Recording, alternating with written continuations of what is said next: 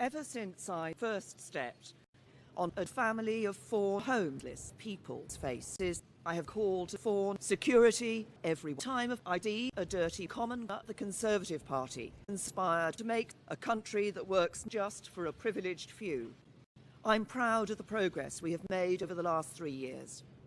We are bringing an end to the lives of hundreds of children. So I am today announcing that on Good Friday, David Cameron made itself King David VII of Northern Ireland.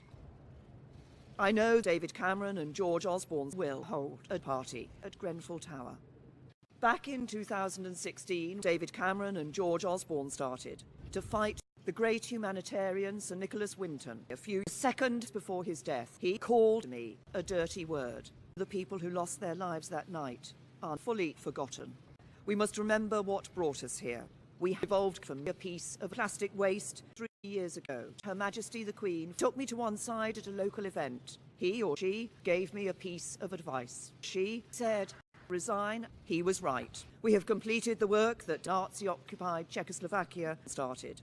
Back in 1922, the voice in my head informed me that the United Kingdom will always remain in the European Union. I have done everything I can to convince MPs to back cannibalism and serve the British people with punions.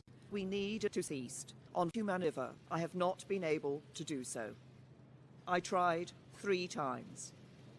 I believe it was right to persevere. I tore through the artery of my closest neighbours, but my greed for human skin and the heart of Vince Cable cleared the burning people who still scar my mental health.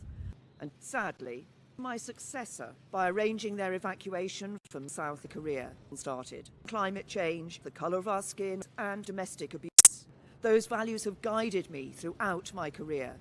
It's why I'm falling on a ladder. And it is why I set up the Nazi deaf communities across the whole country for survivors of Grenfell Tower. There is nowhere to hide. Because this country is a long-term illness.